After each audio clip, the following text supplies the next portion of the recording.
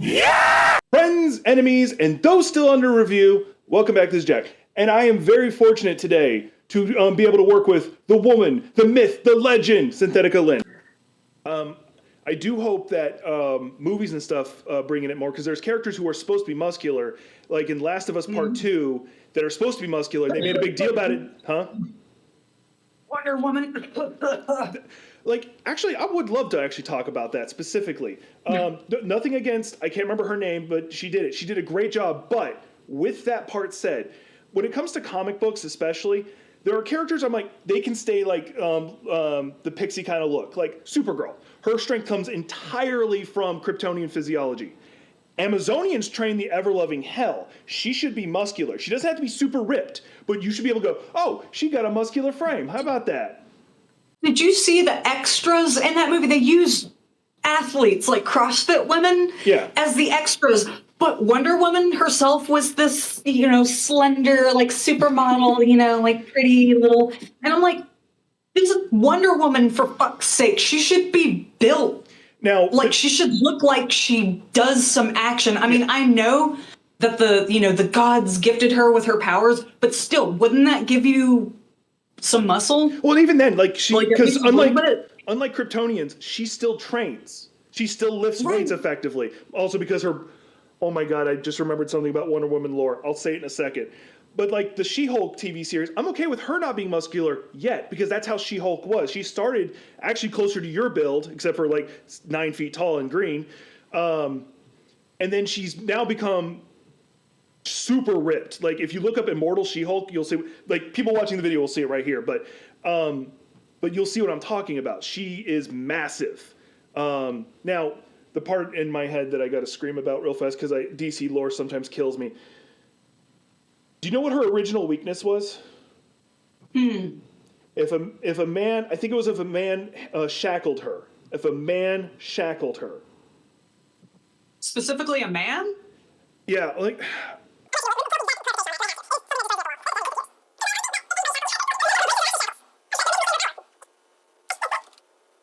Okay, here it is. She has no convenient weaknesses. She used to be rendered powerless if she was bound or shackled by a man, but that was phased out. That was her original weakness.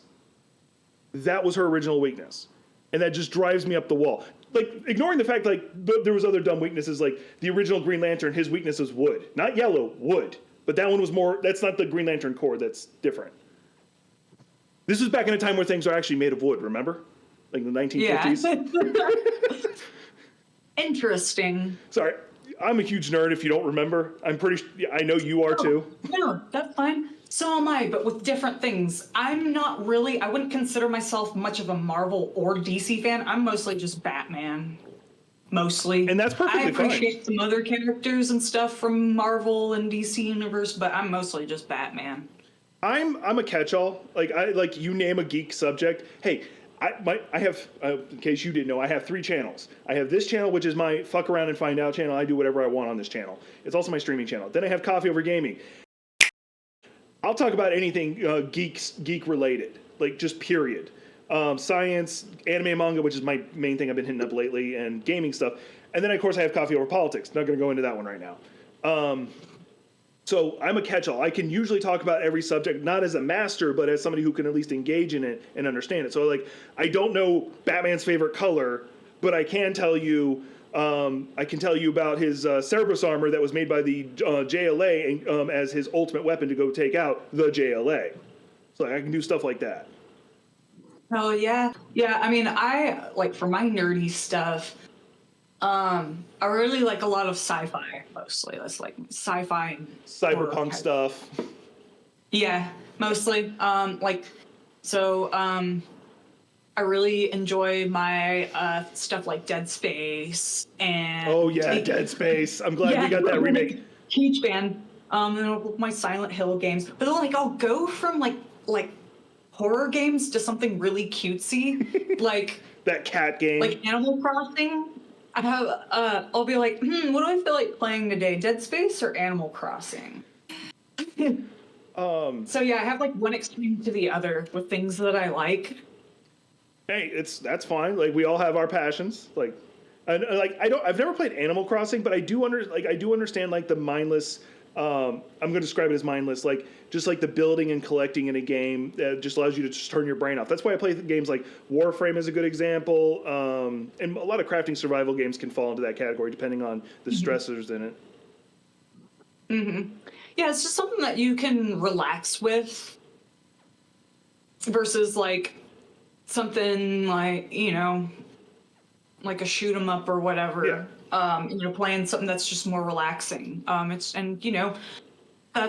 the beauty of the variety of gaming, because there's just so many different things that you can choose from. If you want something more action oriented, you can choose that. If you want something that's more low key and chill, you can do. You get some games like that too.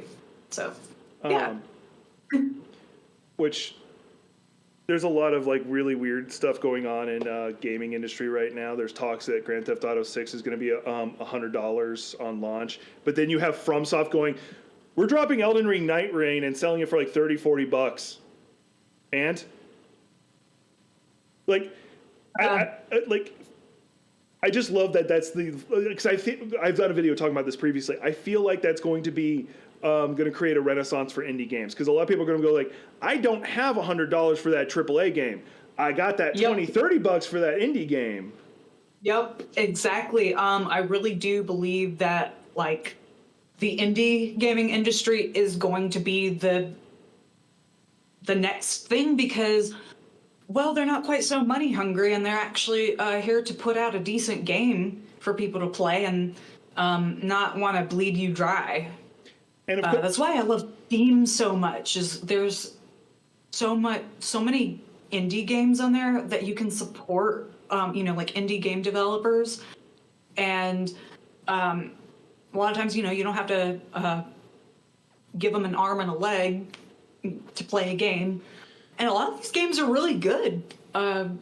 There's a game that I am looking forward to. I won't go into it because. But no, you're 100% right about Steam. Like hell, even if not talking about the games they have on there and allowing like for the early access side, there's also a story that came out recently where Gabe Newman, whatever his name is, he came out and said.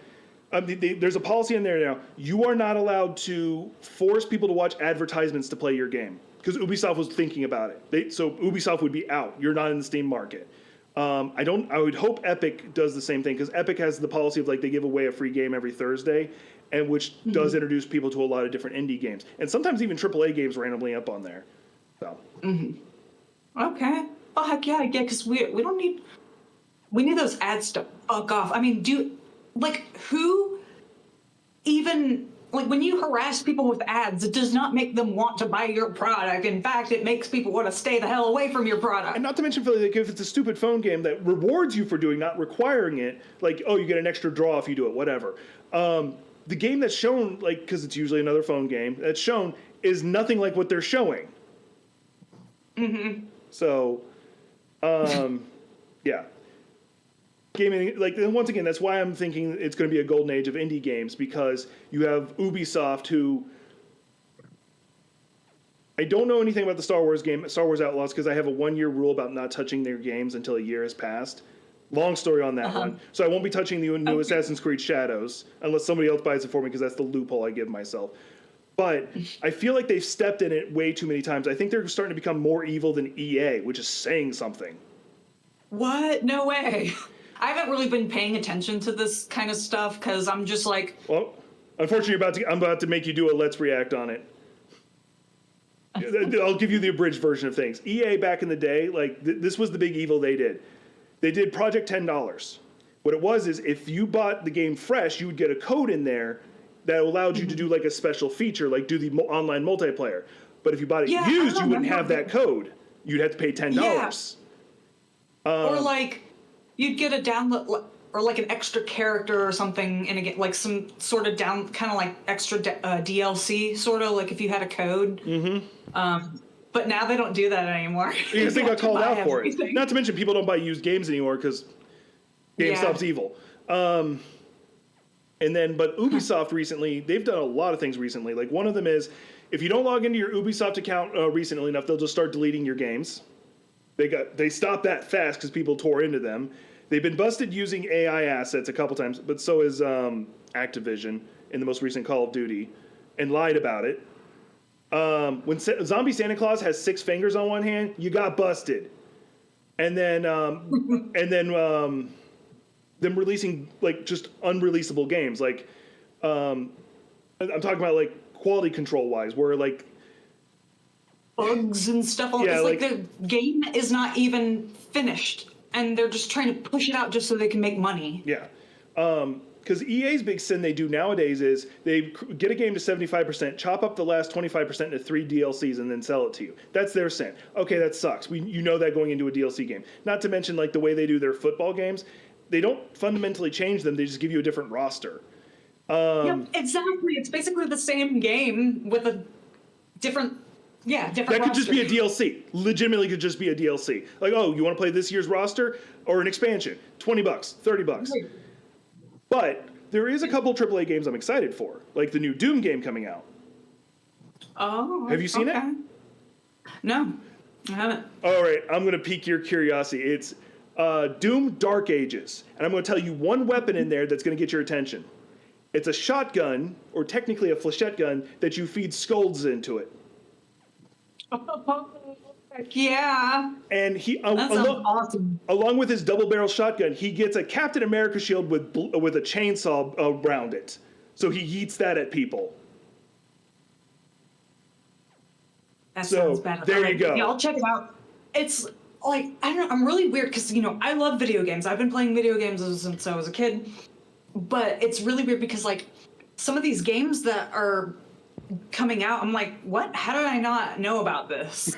It's part of my job, so that's why I know these things. Like Elden Ring Night Rain, which is like their newest thing. Mentioned before, it's coming out for like $30-$40. They just stealth said, yeah, this is when we're releasing it. They said the price officially, and like they don't make a big deal of it because they know their fans are gonna be like, I was glued to the screen watching for it. I'm fans.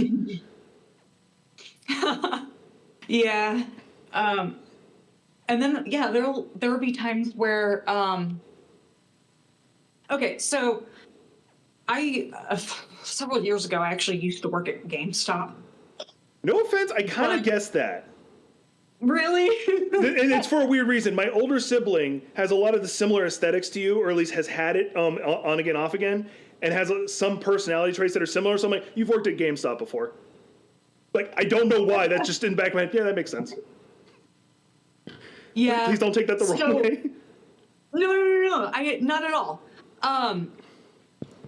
But like when I was working at GameStop, I was definitely more in the loop with a lot of stuff that was coming out because, well, video game store. Yeah. And one of the cool things is that we were actually able to kind of like check out games and, bring them home and play them. That way, if somebody came in the store and was like, can you tell me any information about this game or whatever? Then you could say, yeah, I actually played this personally and yada, yada, yada, and then blah, blah, blah, blah, blah. But it also gives you a chance to check out the game for yourself and decide if you want to buy it or not. Oh, yeah. That was one of the cool things I did like about working at GameStop. But overall, shitty job, shitty company. Blech. Hang on, I got to pull the old man card on here because I think I'm older than you. In fact, I can almost guarantee I am. Back in my day, we had this thing called demos, and they showed up in a magazine. Yeah, like, I remember, well, they still do, like, like Game Informer magazines? Yeah. I remember my brother used to subscribe to that a long time ago. And speaking of Steam, by the way, they do demos in Steam now, by the way. So every now and then you'll see like this game come out and like, oh, here's you a demo. Sorry, anyway, continue. I love that. I absolutely love that. And one of the things I love about Steam too is that I think it's, if you put in only 2 hours or less into a game, they'll refund you, if you don't like the game, which is awesome because with like, and they'll bend that rule in a heartbeat too if they need to. Like Helldivers, when Sony did you have to link your account. They're like, nah, we're not playing that game. Nah, get the hell out of here. Yeah. So for like, let's just say if I bought a game off of the PlayStation Store, and then I didn't like it. Oh well. Not getting it back.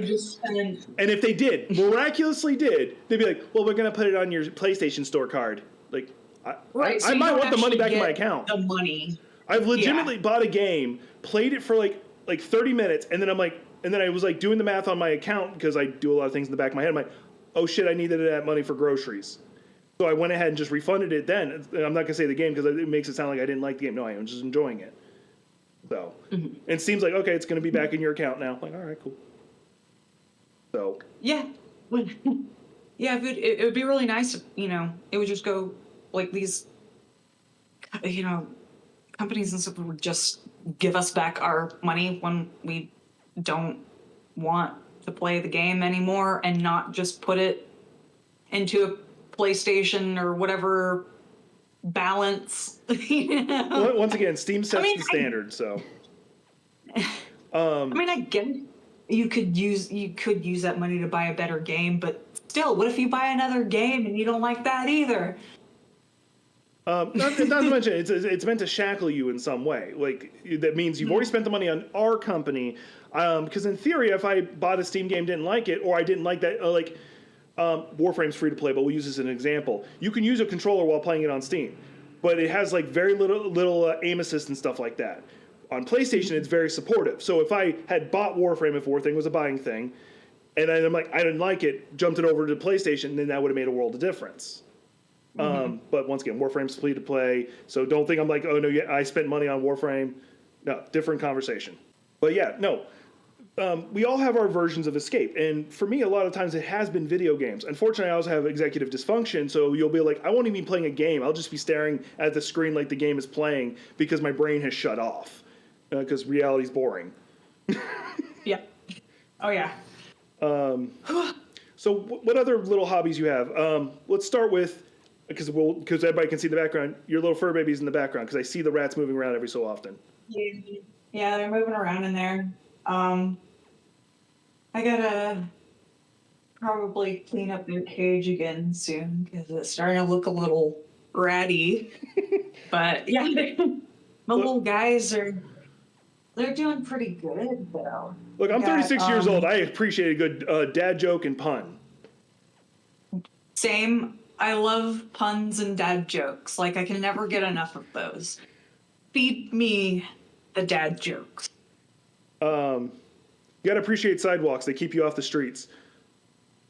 But I got one for you. Go for it. What do you call a lazy bison? I don't know that one. Buffalo fur. Um, It's really bad. Oh no! Like the best dad jokes and puns are usually the ones that make you go, "Oh Bad God." ones. Yeah. Let's see here. And this is not me looking for another dad joke. What other kind of hobbies do you have? Example, I do writing. I run D&D games, stuff like that. What do you have? Because we talked about video games. So I also enjoy writing. I like to do sketches as well. These are some things that I haven't really done too much lately, though, due to Life happens. Yeah. And obviously, I'm trying to think of what other things do I do? It's funny because I know I do things, but when you put me on the spot, sometimes I'm like, what do I do? What do I do in my life? Yeah, like that job interview. So what is your strengths? I exist. What? Yeah, I exist. I'm still here. No, but gosh, I'm trying to think of other things that I really, really enjoy doing off the top of my head when I'm put on the spot, because we can come back to this because I had another question to distract you with. Sure. For those who haven't been able to notice it, she's got a split tongue. What is the process for that? What was that like? Okay. So I had to basically get my tongue numbed. Mm-hmm. I have to skewer your tongue with a needle to like inject the anesthetic so you don't feel anything. But yeah, you're awake during it. It's just you can't feel your tongue while they're doing all the stuff. So the procedure itself was really what was the recovery like? It was brutal. It was so brutal. And I have a very high pain tolerance. I was looking at the tattoos, so I know. So this is really something. When I say 10 out of 10 pain, I mean it. I could not talk, so I had to use a text-to-speech app to get, to communicate. Yeah. And I had to basically have all liquid food. So I was mostly surviving off of shakes. And was this before you or after you started bodybuilding? I was already so you were already living off of shakes anyway. Okay, fine, got it. Yeah. So and water, oh my gosh, I couldn't actually drink water. I had to squirt water down my throat to get water because, tongue was swollen. Yeah. They usually say, because I had stitches, in there to keep it, closed and so that they don't, your tongue doesn't try to grow back together. That's also another thing is that at night, what I would do is when I would go to bed is I would put gauze in between. Yeah. So that it would also help with the separation. You will get kind of like a little bit of regrowth. It's kind of inevitable, but as long as you do that, you kind of separate it. You have minimal. So my split is still pretty deep. It only took me. I heal really fast, and the mouth, any mouth injuries, is going to heal way faster than anything else in your body anyway. Yeah. But you ever bit your tongue? You know what she's talking about. So I was actually able to get my stitches out 2 days earlier because I just heal really fast. Oh my gosh, when I was able to eat some freaking solid food, it was. That became a cheat day instantly. It was amazing. I mean, I lost some weight during that because I wasn't able to eat enough food. So yeah, it was a brutal process, and I understand why a lot of your average person wouldn't want to do that, but I was like, I want a lizard tongue. That's fucking awesome. It is. So, I like it. It's cool. So I did it, and even though it was very painful, the end result was worth it, and it is definitely my most favorite body mod that I have. I just it's fun. It's cool. It doesn't really impact my speech. Obviously, you can hear me very clearly. I don't. No lisp, no nothing. Yeah, none of that. Eating is just normal. How long did it take for you to get control that you were able to work both sides separately? Not that long. I would kind of train, yeah. I would say I started getting a little bit more control within a week. Yeah. Because I would kind of practice moving my tongue. So yeah, within a week, I started kind of getting a little bit more dexterity with the halves. Some people can do this and stuff with. I can't really do that. All I can do is Oh yeah, well, because there are some people just don't have the same muscle groups in ish. Because I can wiggle my ears, no issue. I can control my eyebrows. I've been watching, but not everybody can. Right. Yeah. Hell, some people can't even flex pec muscles. So it's just because you can't do it, don't think it's because there's something wrong with your muscle control. No, you may legitimately just not have the supporting muscle to do it. Another example, I don't get brain freeze. You could say it's because I don't have a brain, but I literally don't have the nerve on the top of my mouth to cause it. Huh. Interesting. I'm also highly immune to motion sickness, but that was great for in the Navy. Oh yeah. While you're on a boat. Or shit, not a boat. I don't care. Shit. I'm long out. I don't care. Funny thing is, I never got a tattoo. I don't drink. The only thing and I didn't get a divorce, which was apparently the third thing. I only came out with a coffee addiction, but I'm immune to caffeine anyway. Go figure. It's just something to break up me drinking water all the time nowadays. He's the other one. What was I going to bring up? I'm a firm believer that your body is a temple. So motherfucking renovate it. Decorate it. Whatever you want. It's your temple. You don't have to leave it pristine for somebody else. It is your property. Have fun with it. Right. Like, if you don't want to do anything, if you don't want to, color your hair, get any piercings or tattoos, great. Awesome. If you do, awesome. Just, it's like... Don't be judgmental asshole about it. Yeah, I just don't understand why people act like you have to look a certain way for them, because, it's so impossible to please everyone. It'd be like, okay, what if somebody, if somebody told me, oh, grow out your hair, you should grow out your hair and have a natural hair color. Let's just say I did that. And then somebody else would be like, you should cut your hair and dye it. You just can't make everyone happy. So do what you want to do. Yep. And I am going to split the hair on this one because some people are going to say it. We are not talking about you don't have to accept somebody. You don't have to find everybody attractive. You just don't have to be a dick about it and say, no, you have to cater to what I find attractive. So, and when it comes to body modification, I'm trying to think if there's legitimately anyone I actually care about. I'm not talking for myself because I really don't really care.